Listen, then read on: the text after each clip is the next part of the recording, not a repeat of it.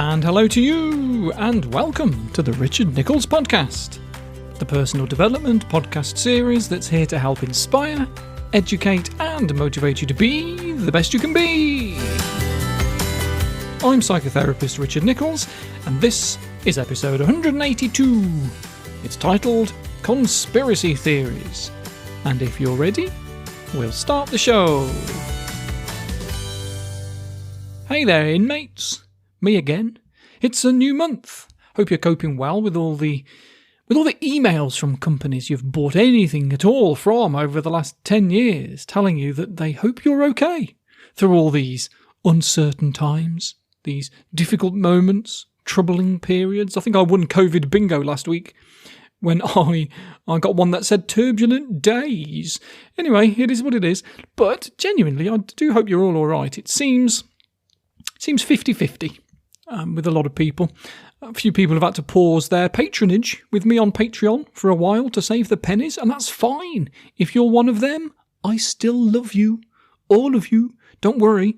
Somebody emailed me saying they had to cancel, and they were gutted because the main reason they supported me on Patreon in the first place isn't the extra episode on a Monday morning or the extra hypnosis tracks that they can get. It's because they know that I use the money to help fund private therapy for people who can't afford it. And it's fine, because it turns out for every one of you that's had to do that, there's somebody else who is still working and is still earning and they can afford to pay. And because they're not going out at the minute, they're listening to extra podcast episodes and they're becoming patrons. So I've had just as many join this month as leave. So it's fine. Which reminds me, big hellos go out to Paul, Libby, Gavin, Eve, Miriam, Kevin, Anna, Martin, Adam, Georgia, Lorraine, Caroline, Zara and Miriam. I had loads this month purely because they've got extra time and they want to listen to some extra podcasts. I blooming well love you all as well, so thank you for coming on board. Now, on to the business in hand. In a recent YouGov survey, 1 in 5 Brits believe that vaccinations have harmful effects which are being hidden, despite there being publicly available scientific research that shows them actually to be safe. 1 in 6 think that the 1969 moon landings were probably fake, despite the obvious fact that landing on the moon is so much easier than creating a 50-year-long worldwide conspiracy through multiple changes in government and it never ever leaking out that it was faked. In the same way that 1 in 8 either have suspicions or they firmly believe that the Earth is flat. And some of you listening may even believe some or all of those ideas, alongside the idea that the US government used to steal dead bodies from all over the world to test the effects of nuclear radiation on them. That's an interesting one. There was even a woman once, British actually, very, very sad. Her baby was stillborn, and she claimed that the reason she wasn't allowed to dress her baby for the funeral was because the baby's legs had been stolen by surgeons. And once you've got such a strong belief in your head, something especially with so much emotion attached to it, it's really hard to let it go. Especially when it's actually true. Because that last one, sadly, actually is. That did happen. During the mid-1950s, there was an agency within the US government that did arrange for stolen body parts from all around the world to be used in testing the effects of nuclear fallout. So when crazy stuff like that happens, it's not hard for people to believe equally as crazy-sounding stuff like mobile phone signals lowering the immune system and being the cause of the spread of the coronavirus, or that it was a man-made bioweapon that the Chinese government deliberately set up on the world so as to bring down capitalism, which 29% of Americans believe is the case. 29%. More than 1 in 4. Crikey. I know 4 Americans and I'm in the middle of England. And I can guarantee none of them believe that it's a man-made weapon bioengineered by the Chinese, which is part of the reason for the problem. My 4 American friends are all in a similar demographic to me. Similar age, similar education, we're in the same tribe. And when you're in the same tribe, you feed each other. Whether you feed each other with knowledge or with myths, you live in the same bubble. In my work bubble, everyone And I mean everyone knows who Carl Rogers is. You know, Carl. Old Carl. The Carlster. I mean, everyone knows about Carl. Do you? You might. You probably don't, because your bubble is different to mine. You live in a different world to me. But if you only see the one world, if you only experience the one bubble, then it feels like your world is the world. So it's really hard when you narrow things down like that to look outside of your belief system, because it's going to go against everything that the world tells you is true. So we fall into the psychological processes and biases, like all humans do. The proportionality bias, that makes us feel that big incidents must have big causes. Like a lone gunman on his own couldn't have been responsible for assassinating John F. Kennedy, because it's too big a deal. Can't have one person responsible for something so big. It must have been dozens of people. And then there's good old-fashioned confirmation bias, which steers us towards information that supports what we already believe and deletes evidence to the contrary. Like this. Let me give you a simple task. Your simple task is to work out what pattern of numbers I'm following. Work out the rule. Okay? So these numbers follow my rule. Are you ready? 2, 4, 8. That's it. That's it. Now, is that all the evidence you need to work out what the pattern is? Maybe. Maybe not. So, I asked you all on Twitter if you'd like to do this, and this is what you did. I'm going to give you a sequence of 3 numbers that follow my rule. Your job is to work out what that rule is by giving me some numbers of your own, and I'll tell you whether they also follow my rule or not. If you ask the right questions, you'll know what the rule is then. Does that make sense? Yeah. Okay, so here are the numbers. Okay. 2, 4, 8. Now, you can give me some numbers and I'll tell you yes or no so you can work out what the rule is. So give me some numbers. 16, 32, 64. They follow the rule. Correct. So, here are your 3 numbers. 2, 4, 8. See if you can figure out the rule by giving me 3 numbers of your own. 16, 32, and 64. They follow the rule. Do you want to give me any more numbers to see if you can work out what the rule is? Okay. 128. Now I'm showing myself up here. 156. 312. Follows the rule. That follows the rule as well. So, do you think you know what the rule is now? Yes. What's the rule? You're doubling. But do you know what the rule is? Timesing yourself by 2. That is not the rule. That is not the rule. So do you want to have one more go? Just give me some random numbers. We'll see if they follow the rule. Okay. 3, 6, 9. They follow the rule. Now do you know what the rule is? Yeah, it's times itself, isn't it? No. Shall I tell you? The numbers go up in ascending order. They just go up. That's all. You fall into the same trap that everybody does. Mm-hmm. I gave you those 3 numbers, 2, 4, 8, that seem to double. They do double. They don't seem to. And so in order for you to figure out what the rule is, you gave me numbers then that matched the existing rule. Makes sense, doesn't it? Mm-hmm. Except the rule is the numbers just go up. As long as the numbers go up, that's the rule. Doesn't matter how far apart they are, whether they double, treble, or just one after another. Right. As long as they go up in ascending order, that's the only rule. So for you to work out what the rule was, what you needed to do was ask me a question that might get a no, that doesn't match answer. But that's not what we do. We're stupid humans. And instead, once we've got our head around, but I already know what the rule is, we only ask questions that confirm our truth.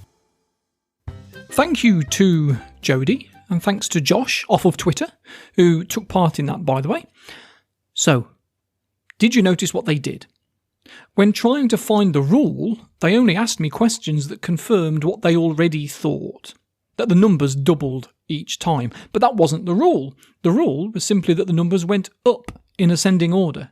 Well, that was all. But because they'd made their mind up right at the start what the rule must be, the only questions they asked to find out the truth was a question that confirmed their existing belief. Yet the best way to know what the rule was would have been to ask me questions that got a no answer. But confirmation bias, this lazy trick of the mind, it won't make us do that. Not naturally, not easily. We instinctively seek out the answers that confirm what we already think. And when you ask these questions in a big study, when you sit people down for 10 minutes and give them examples of the patterns that follow the rule and ask them to find more from a list on a computer program, and they just tap it and it gives them a tick and they go, yay, they almost always ignore any patterns of numbers that only go up. They only click on the numbers that just keep doubling each time because they'd made their mind up about the truth with hardly any information. They filled in the blanks, as it were, and then only picked out things that matched their rule. And at the end of the study, if you say on a scale of 1 to 10, how confident are you that you knew the rule?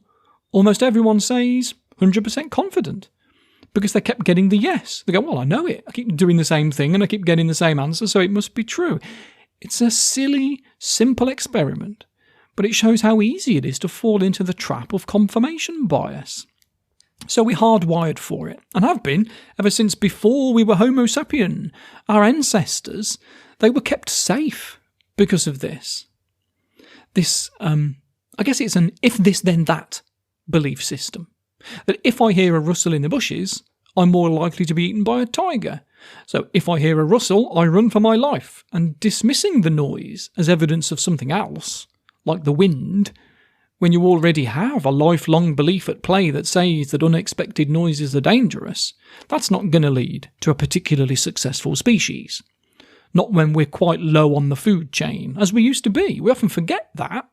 We used to be really quite low down on the food chain. We've increased ourselves since, but we used to be pretty much rock bottom nearly. So it's good to be paranoid. It's good to question things with suspicion. Here we are in the 21st century, alive to tell the tale because of it. But we also need to be aware that we fall into this trap. That's when you do the 248 experiment and ask people for their own numbers to reply with, yes, it follows the rule, or no, it doesn't. They always check it against their existing belief that the numbers just double. They never look for a reason for you to say, no, that doesn't follow the rule. They always look for more ways of finding that it does. But we have frontal lobes now. We're not stupid anymore. We don't need these cognitive biases to help us with our decision making, do we? Well, it does make life easier, sometimes. But the big issue here is that we don't like to think that we're wrong. Not consciously. Not unconsciously. Being human means we want to be right. It makes us feel safe. And admitting that we're wrong about something, especially about a world view that we so strongly associate with, like a mistrust of authority, that isn't going to happen to us overnight. You can't just jump from being a devout Christian to an atheist overnight. It would make you feel that there's something wrong with the world and something wrong with you. So it's no surprise that we give more weight to the things that we already agree with and ignore evidence to the contrary. Now, if you end up in conversation with someone who believes something that you know to be false, whether it's a conspiracy theory or any other faith in something like religion, what do you expect to see happen if all you do is tell them that they're wrong? Well, they'll dig their heels in even more, won't they? Especially if you make them out to be stupid. And I'd like to think that you wouldn't do that to someone who has a different religious faith to you. You'd be respectful. You might think that they're wrong, but hey, I'm an atheist, and the idea of a magic wizard in an alternative reality that we can't see, creating the universe with a big bang, is no stranger than a big bang happening by two other universes banging together and making ours. They're both just as odd, and both ideas leave me thinking, I don't know. And I'm okay with not knowing. I'm okay with chaos. But what if you're not? What if the unknown a lack of order, chaos, makes you anxious, then you'll look for an explanation.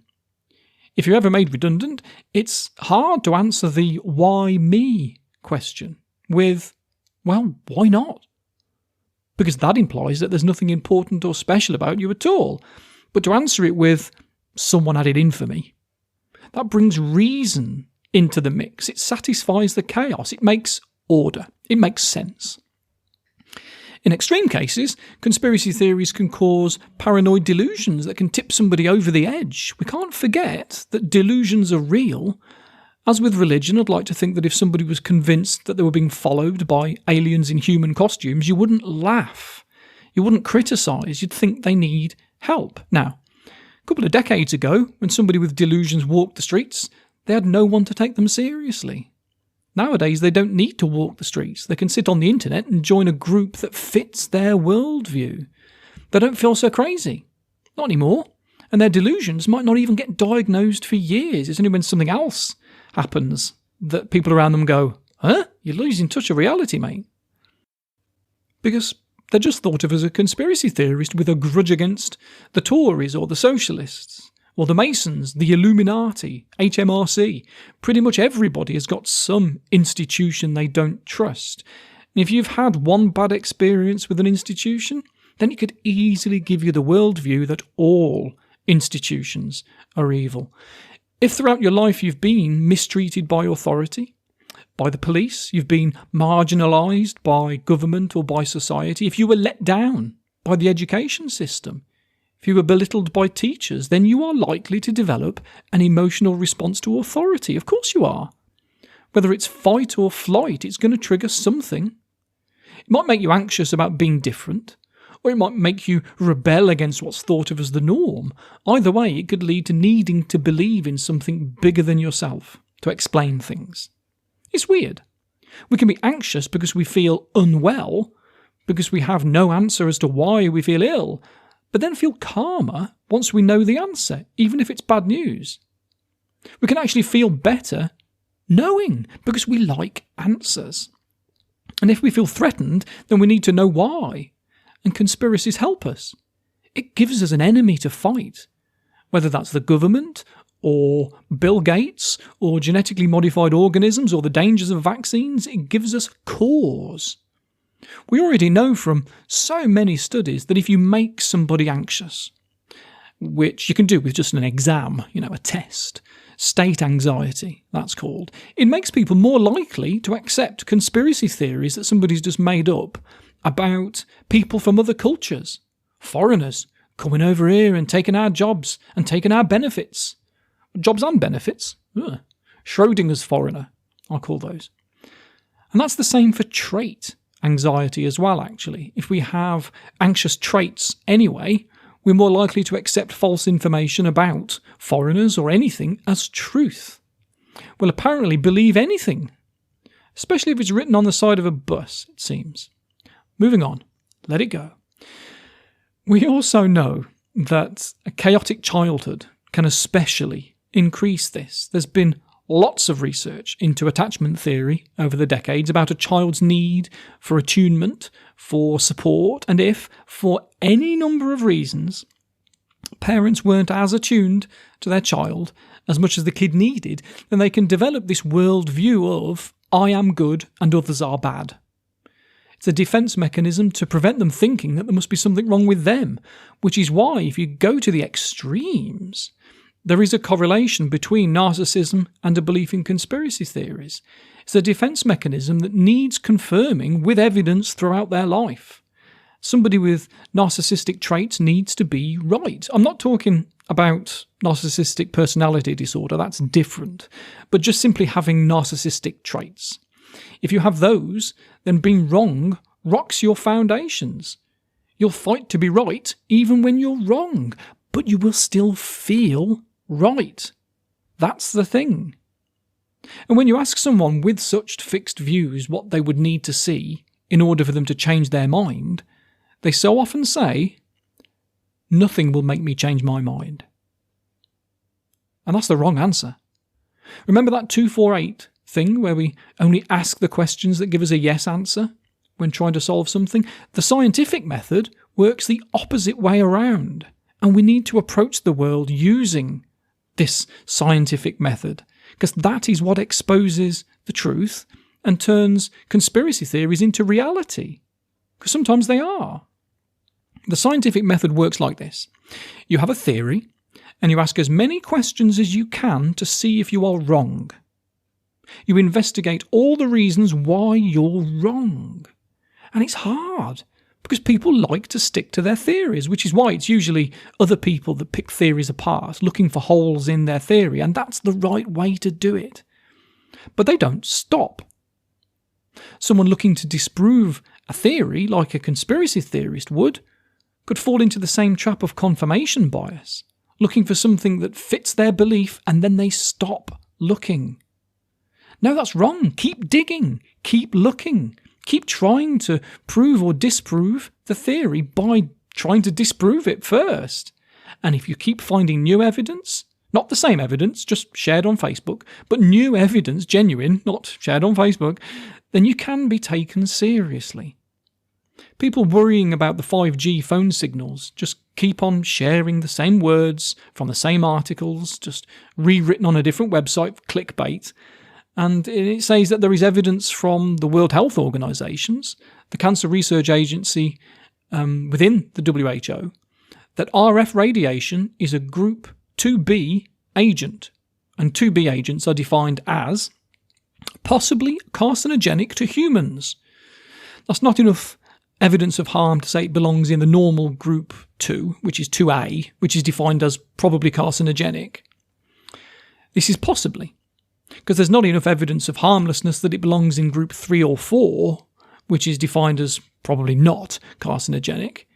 But do you know what else is in the 2B category? Coffee, thyme, sage, red wine, lingonberries, sunflower seeds, bracken, fern plants. Oh my God, it makes it sound like the outside world is a dangerous place. Thank heavens for quarantine. No, it means we've got very good at measuring the carcinogenic possibilities of stuff, even when the risk is low. Do you know what's in the higher risk category? Things riskier than 5G?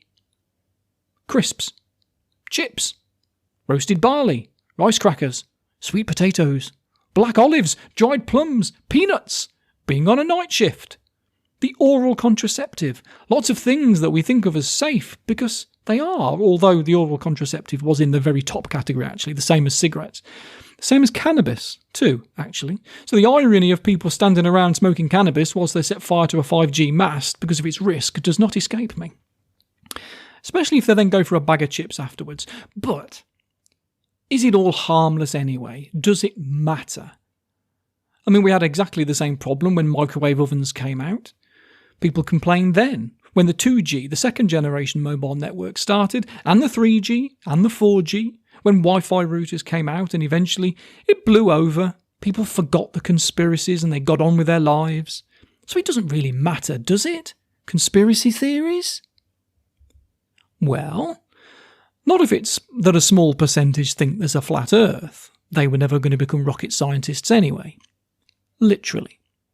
But it is a problem if it causes the spread of measles, or as we've discovered lately, COVID-19, because there are people who think that the people dying from it aren't real, that the government are making it up, that those people died of something else, and the doctors are lying about it, because if you put cause of death, COVID, on a death certificate, then they get more money. Or their beliefs that humans influence climate change. If people think it's fake, then yeah, if those beliefs continue, then it is going to do harm. I think it's really important to understand critical thinking, as it's called, and the scientific method, because it transfers over to everything in your life. If you can learn to challenge those sorts of beliefs, then any beliefs, even the negative ones about yourself, can be improved. So, gosh, it was a long one today. Let's go disco. As always, look me up on Patreon if you would like weekly episodes. You'll be helping to save lives too, which is never a bad thing. So, have a great May, wash your hands, stay safe, and I'll speak to you again soon. Bye for now.